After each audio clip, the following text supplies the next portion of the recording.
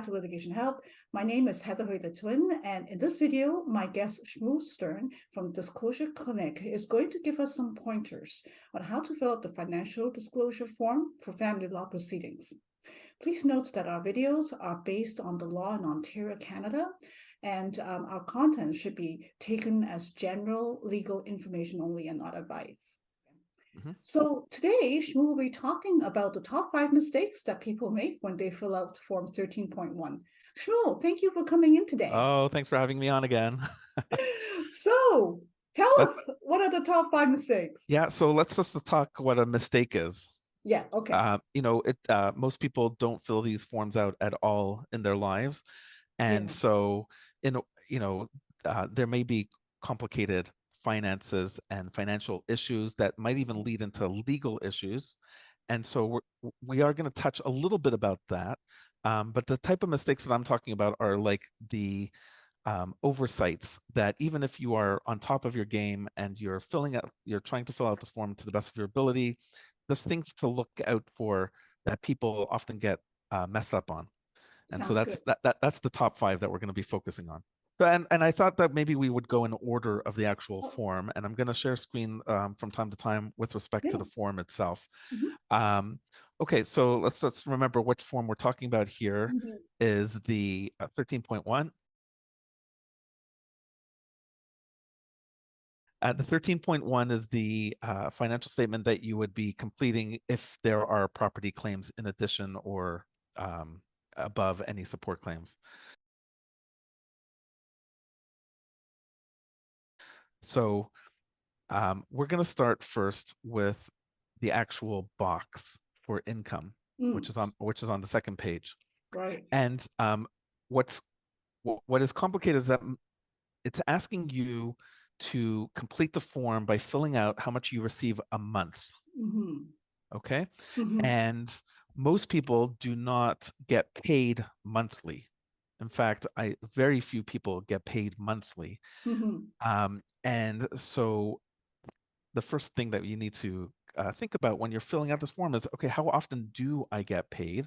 And the most typical employee situation, if you receive a pay stub, is that you're going to be paid either twice a month or every 2 weeks.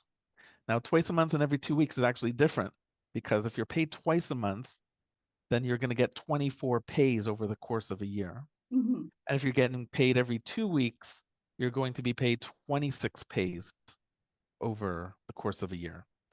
And so and if you are self-employed, then your income is all over the place, right? Yes. And yet the form asks you to complete the income section on a monthly basis. So there are tricks to dealing with this. So actually, the easiest trick is if you are if your income in the current year is likely to be similar to your income in the last year, then you could just look at your last pay stub or even your tax return, take that number and divide it by 12 and put that number in as your income. That's probably the easiest shortcut. If your income is going to be similar, if you had a pay raise in the middle of the year, if you change jobs in the middle of the year, those might be a little bit more complicated. Or add some complexity to that calculation. If you're looking at your pay stub and you want to calculate it on a go-forward basis to figure out, like, here's my pay stub of this year, I get paid consistently. So if you get paid over 24 pays, right, twice a month, then you can times that pay stub by 24 and then divide it by the 12 months. And likewise, if you get paid every other week, then you could times it by 26 and divide that by 12. And you have to look out for non-recurring payments such as bonuses, because that has its own column or own row, and that might need to be based the total amount just divided by 12. What confuses people about this, in addition to making the calculation, is that while this chart over here at page 2 asks for monthly, if you go to the schedules that deal with income, so there's a Schedule A. Okay. Let's see if Schedule A is here on this form. Yeah. So here we go. Additional sources of income. It actually asks you for the annual amount. Yeah.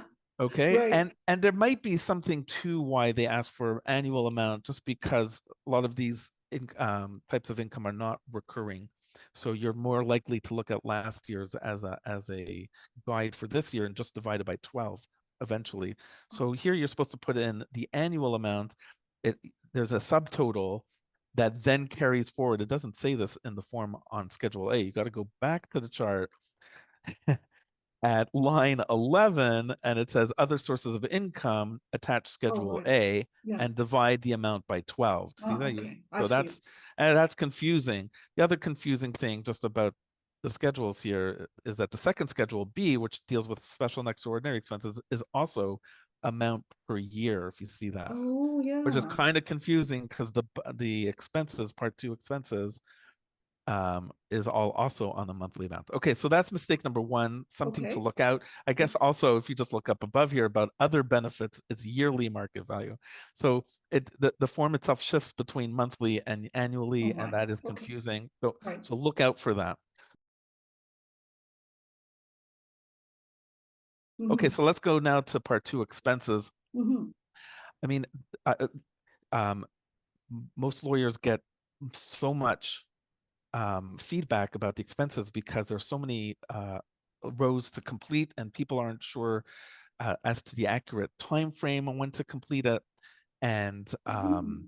how accurate to complete it. And we've Yeah. already done a video on that. Mm-hmm. Um, but the key to take away here is pick something and then stick with it. Right. So there are different time frames that you could fill out on expenses. The guiding principle I like to use is whatever the income that you're using up here, which is supposed to be current income, right? In this chart, Mm-hmm. the expenses should reflect current expenses. Oh, okay. Okay, that Mm-hmm. is probably the easiest shortcut, but it doesn't always apply. And there are complicating circumstances. And one of the biggest complications is where the spouses share, or divide and conquer is probably the better word, between expenses. So, like, you, as the person filling it out, may not be paying the rent or mortgage, right? That's not you, quote unquote, your expense. Mm-hmm. And if that's the case, it's okay to write in paid by other party, or Mm-hmm. whatever you want to say, just to put it there. Just if you're trying to understand the expenses. Now, I don't think the government form it doesn't come with something called a proposed budget. And Mm. so if you are looking to make a budget to show what your expenses will be when you are going to be paying for your rent or mortgage, there is supposed to be another expenses form. And Mm. what you can just do is just print out twice and fill this out Mm. separately to have a future expenses. But the Okay. biggest mistake is to get confused and say, what time frame am I doing here? So just pick one and stick with it. Mm. And then if you need to do another one, you'll do another one, another Mm. budget. That's There is great. a bit of duplication of work there, but you'll get your point across as to your needs and Mm. ability to pay, which is the point Mhm. of all of that. Right. Okay. We're gonna skip part 3 because that's its own complications. Mhm.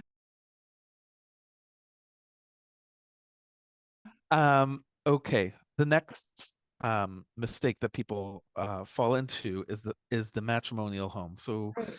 usually people will type in here matrimonial home, Yeah. right? And Yeah. usually make it what I would call a substantive mistake.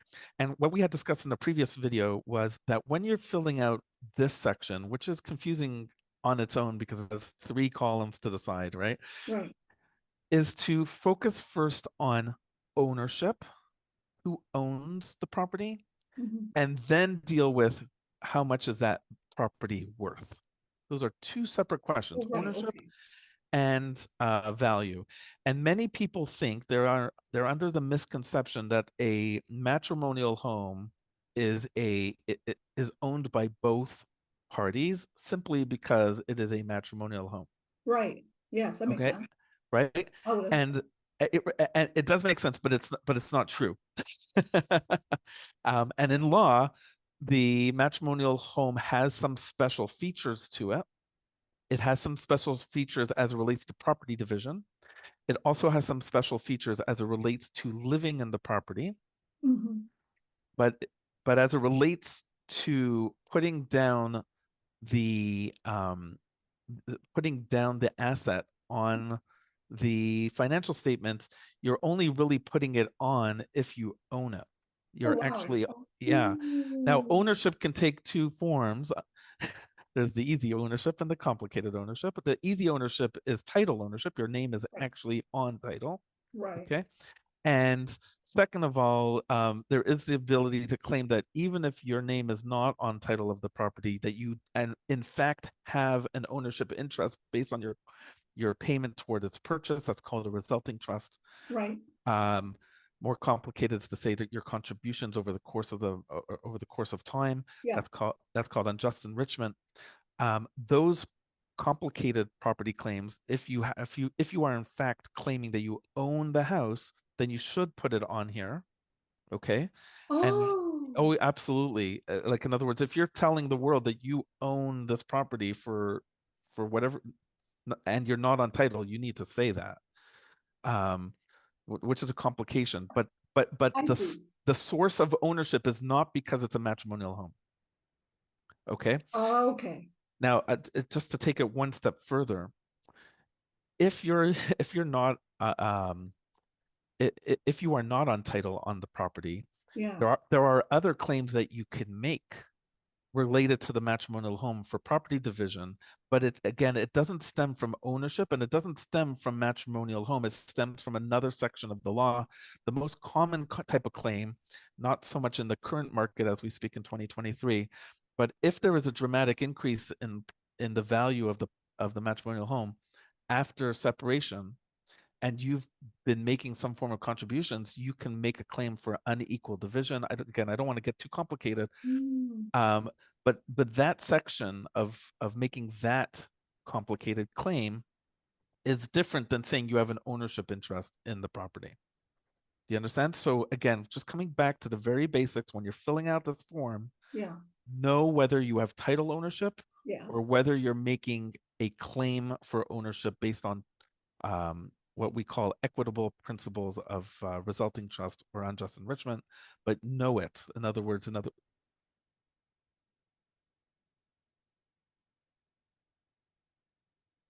think about whether or not this should be your spouse's form because they own it, and that's okay too. Okay. Yeah. So you're saying that that last bit about the unequal division. So if you think that you want to claim an unequal division, that one you don't put the interest here? Correct. Okay. So for Correct. Because yeah.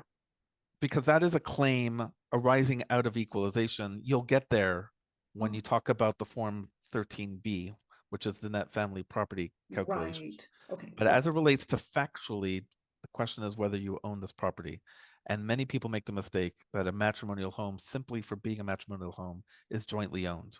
Yes, Okay. yeah, that would be me. But I'm actually really surprised that that for the equitable claim that because to me I'm thinking it's a claim. So I thought because I don't have it yet, I wasn't going to put that in So on it, yeah. this is a very touchy subject. Okay. It's touchy because you're right. In other words, it's a claim. So we have a form for claims. That's a form Yeah, 8. yeah, yeah, We that's have a right. form 8. So I have two answers to that. Okay. Yeah, Answer number one is if you're making a claim that you own something, yeah, it means you really believe you own it. right, right. So Okay. So you're gonna put it down. That's answer number interesting. one. Got it. Okay. And you need to know that there have been court decisions where the court says, hey, you didn't put that down in your financial statement, so Oh my gosh. you're kind of talking two sides out of your mouth, kind of thing. Wow. Oh, I see. Yeah, so that's a problem. It's a problem because it's a form, it's just Yeah, that this makes sense. Yeah, the second assumption that you're making is that you actually have a form 8. What if you're in mediation or negotiation? that's right. There's no form 8s. There's no claims that are written Yes, great anywhere. point. Right. And so your financial statement actually takes on double duty of not just putting factual information down, but also your claims, Wow, which that's I that, just I'm blown away. I didn't realize this. I know it's Yeah, got it. Okay. okay. So Okay. moving right Moving on. along, Yeah. we're going to get to household items. Okay, this is a good Okay. one. This is a good one. And the mistake here is putting too much information. Oh, that's funny. Okay. Okay, that's right. And many people, similar to the budget expenses section, part Yeah. two, they get very caught up in the detail. Yeah. And the starting point is that the point of this whole form or this section of the form is that we're going to be dividing value, and many contents don't have value at all, right? And if they do have value, like you have to, you have to post it onto Facebook, or you have to have a um, a yard sale. And so when it comes to household contents in particular, it's probably best just to say either to be divided Oh, that's interesting. Okay. between the parties. Don't Yeah. put any value because it's difficult to put a value. That's Uh, right. the party you can put that to be divided between the parties. That's one. Yeah. Number two, you can just say see Schedule A. You can make your own list of what you want, and Ah, we call that okay. we call that dividing things in specie, which is I think Latin for one by one. Okay, Oh, okay. right?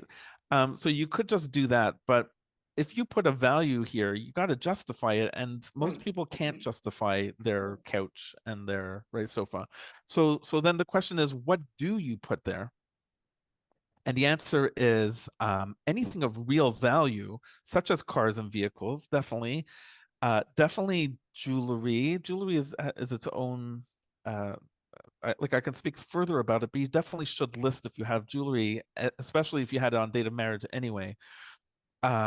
But art is usually the big one that should right. definitely be.